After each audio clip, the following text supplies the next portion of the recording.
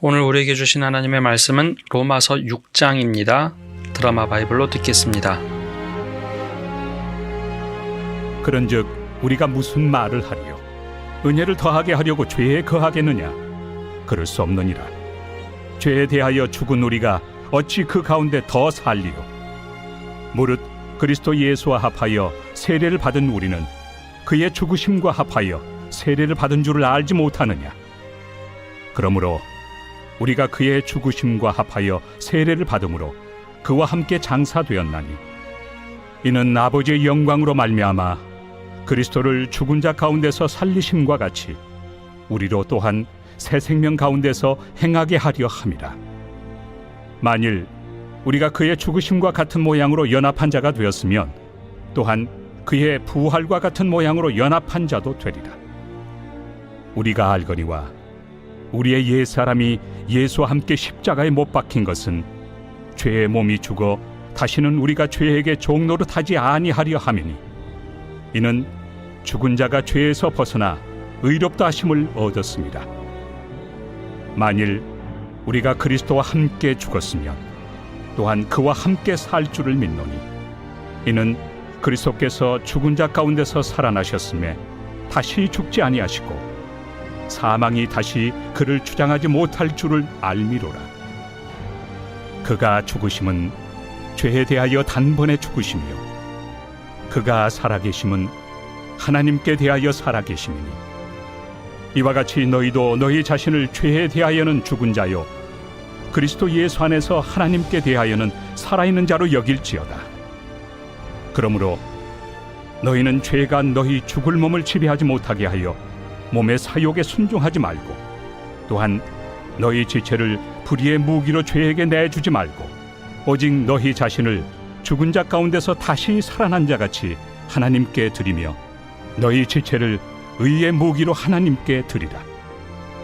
죄가 너희를 주장하지 못하리니 이는 너희가 법 아래 있지 아니하고 은혜 아래 있습니다. 그런즉 어찌하리요? 우리가 법 아래 있지 아니하고 은혜 아래 있으니 죄를 지으리요? 그럴 수 없느니라. 너의 자신을 종으로 내주어 누구에게 순종하든지 그 순종함을 받는 자의 종이 되는 줄을 너희가 알지 못하느냐? 혹은 죄의 종으로 사망에 이르고 혹은 순종의 종으로 의에 이르느니라. 하나님께 감사하리로다. 너희가 본래 죄의 종이더니 너희에게 전하여 준 바 교훈의 본을 마음으로 순종하여 죄로부터 해방되어 의에게 종이 되었느니라. 너희 육신이 연약하므로 내가 사람의 예대로 말하노니 전에 너희가 너희 지체를 부정과 불법에 내주어 불법에 이른 것 같이 이제는 너희 지체를 의에게 종으로 내주어 거룩함에 이르라. 너희가 죄의 종이 되었을 때는 의에 대하여 자유로웠느니라. 너희가 그때 무슨 열매를 얻었느냐? 이제는 너희가 그 일을 부끄러워하나니 이는 그 마지막이 사망입니다. 그러나 이제는 너희가 죄로부터 해방되고 하나님께 종이 되어 거룩함에 이르는 열매를 맺었으니 그 마지막은 영생이라.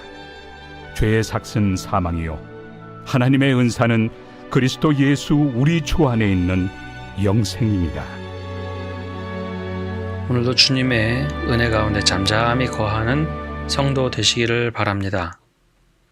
오늘 말씀은 로마서 6장의 말씀으로 들어갑니다. 사도 바울은 처음에 말씀드린 것처럼 디아트리베라는 수사학을 사용합니다. 질문하고 답을 하고 질문하고 답을 합니다. 그 질문의 대상은 유대인들이 될 때도 있고 이방인이 될 때도 있습니다. 혹은 자신 스스로에게 물어보는 가상의 인물들을 만들어 놓고 질문을 합니다. 그리고 나서 거기에 대답을 하죠. 6장 1절 말씀을 보면 그런즉 우리가 무슨 말을 하리요? 은혜를 더하게 하려고 죄에 거하겠느냐? 질문을 합니다. 그 바로 앞에 이런 얘기를 합니다.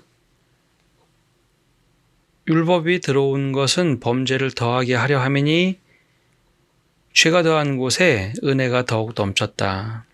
이게 무슨 표현이냐면 죄가 많은 곳에 은혜를 많이 부어주셔서 하나님께서 그 죄를 용서하셨다. 그 표현이 죄가 많은 곳에 은혜가 더욱더 많다. 아주 경중한 죄에 대해서 덮어주신 은혜는 작은 은혜면 된다. 큰 죄는 큰 은혜가 필요하다라는 논리죠. 그럼 이걸 뒤집어 보면 더 많은 은혜를 받기 위해서는 죄를 많이 지어야 될까 하는 그런 질문입니다. 이거 얼마나 어리석은 질문인가 하는데 이게 유대 랍비 전통에 이러한 논리가 있습니다. 자기 중심적 랍비 해석이 강했기 때문에 은혜를 받으려면 우리가 죄를 져서 하나님이 얼마나 풍성한 사랑의 하나님이신지 느끼도록 할 수 있다라고 하는 논리를 펴고냈죠. 그 랍비들의 이야기에 반대로 질문한 겁니다. 그런즉 우리가 무슨 말을 하리요? 은혜를 더하게 하려고 죄에 거하겠느냐? 절대 그럴 수 없다는 거죠. 2절에 그럴 수 없느니라 죄에 대하여 죽은 우리가 어찌 그 가운데 더 살리요? 이미 예수 그리스도를 통해서 은혜를 받았다면 더 이상 우리 과거로 돌아갈 수 없다는 것입니다. 여기서 그 이유를 세례에 비유합니다.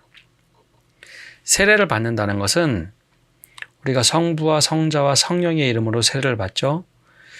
근데 이 사도 바울이 이해했던 세례 중에 핵심은 성부와 성자와 성령의 이름으로 세례를 받는데 바로 예수 그리스도와 합해지는 겁니다. 흐르는 물에 푹 들어갔다 나오면서 옛사람은 죽고 사라지고 우리가 새 사람이 되어지는 예식, 바로 예수님과 함께 죽고 예수님과 함께 사는 그 예식이 세례입니다. 만약에 내가 예수님과 세례를 통해서 연합이 됐다면 우리는 예수님과 동행하는 자가 되는 겁니다.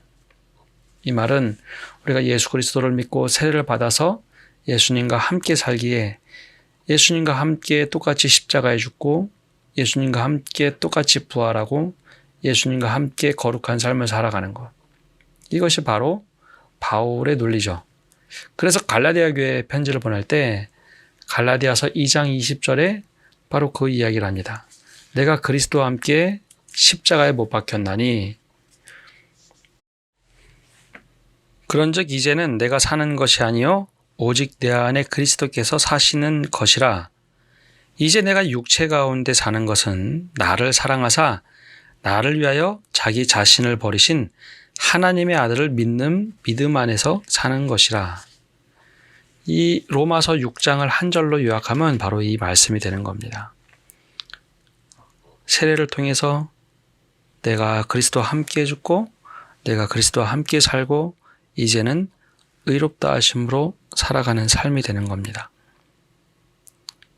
그래서 11절 말씀을 보면 이같이 너희도 너희 자신을 죄에 대하여는 죽은 자요 그리스도 예수 안에서 하나님께 대하여는 살아있는 자로 여길지어다. 더 이상 죄가 너희를 다스리지 못하도록 해라. 죄의 지배에 있지만 죄가 더 이상 지배하지 못하도록 죽었지 않습니까? 죄에 대해서 죽으면 죄가 더 이상 우리에 대해서 뭐라고 할 수가 없어요. 똑같이 율법 아래에 있었지만 우리가 죄에 대해서도 죽고 율법 아래에서 죽었습니다. 그리고 주님과 함께 새로 살면서 부활하면서 우리는 더 이상 이제 율법으로 정죄당하는 존재도 아니고 죄 아래서 죄에 신음하는 존재도 아니고 우리는 주님과 함께 해방된 자로 살아가는 겁니다. 그래서 17절, 18절에 보면 하나님께 감사하리로다. 너희가 본래 죄의 종이더니 너희에게 전하여 준 바 교훈의 본을 마음으로 순종하여 죄로부터 해방되어 의의 종이 되었느니라. 율법 아래 있고 죄 아래 있던 우리가 그리스도와 함께 십자가에 죽고 이제는 자유로운 영, 예수님과 함께 더불어 사는 그 존재가 되었으니 이제는 죄로부터 해방되어 의의 종이 되고 더 이상 율법이 우리를 지배하지 못하는 사람이 된 겁니다. 그래서 교회에서는 율법 아래에 있는 자가 아니라 우리는 은혜 안에서 살아가는 사람이다 라고 사도 바울의 그 신앙의 고백, 교리를 통해서 우리는 믿음으로 살아가는 사람, 은혜를 강조하는 것이죠. 이 말씀이 조금 어렵긴 합니다. 그러나 이 말씀이 우리에게 정말 중요한 것은 이 말씀을 잘 이해해야 우리가 새로운 삶을 어떻게 살 것인가, 또 예수님과 더불어 사는 삶이 무엇인가를 알 수 있습니다. 예전엔 이 말씀을 좀 오해했습니다. 우리는 구원만 받으면 돼. 구원만 받으면 돼. 우린 더 이상 율법이 우리를 지배하지 못해. 라는 거기까지의 신앙으로만 배웠습니다. 그래서 5장 말씀처럼 우리의 삶은 하나님과 화목한 삶을 살아가는 겁니다. 매일매일 하나님, 제가 이 삶을 살아가는데 어떻게 보이시나요? 하나님 보시고 기뻐하시는 삶, 그것이 바로 하나님께서 기뻐하시는, 또 하나님과 화목한 삶입니다. 그러기 위해서는 더 이상 우리가 죄의 종이나 율법 아래에 있는 존재가 되어서는 안 된다는 겁니다. 여기서 너무 짧게 율법에 대해서 얘기하고 죄에 대해서 지금까지 쭉 이야기했기에 이제 앞으로는 무엇을 얘기할까요? 이제 율법에 대한 것으로 이야기할 겁니다. 7장부터는 이제 율법에 대해서 논증을 하며 말씀을 이어갈 겁니다. 오늘 말씀을 보면서 세례의 의미도 깊이 깨달으시기를 바랍니다. 우리는 예수님과 함께 죽고 예수님과 함께 살아난 사람입니다. 예수님을 믿으면서 예수님의 삶을 묵상하고 예수님의 은혜의 삶을 살아가기를 다짐하는 사람들입니다. 그래서 오늘 하루를 살아가면서 주님, 내가 주님과 더불어 살아가기를 원합니다. 예수님의 삶을 내가 고스란히 느끼기를 원합니다. 그 고백을 가지고 살아갈 때 하나님의 역사가 우리 삶을 지배할 줄 믿습니다. 기도하겠습니다. 하나님, 오늘도 주님의 붙잡힌 바 되어 살아가기를 원합니다. 주님께서 우리 안에 들어오셔서 더 이상 과거의 사람이 아니라 현재의 삶을 살게 하여 주시고, 우리가 옛사람이 아닌 새사람으로 살게 하여 주시고, 내가 원하는 새사람이 아니라 주님과 함께 또 예수님의 삶을 고스란히 내 삶에 녹여내서 살아가는 저희가 되도록 은혜 내려 주옵소서. 바로 사도 바울이 전도 여행을 하고 선교 여행을 하고 예수 그리스도에 대하여 깨닫고 전했던 이 말씀이 오늘도 나를 인도하는 말씀이 되어서 주님과 더불어 사는 삶, 하나님과 화목한 삶이 되도록 인도하여 주옵소서. 주님께 모든 삶을 맡겨드리며 예수님의 이름으로 기도합니다. 아멘.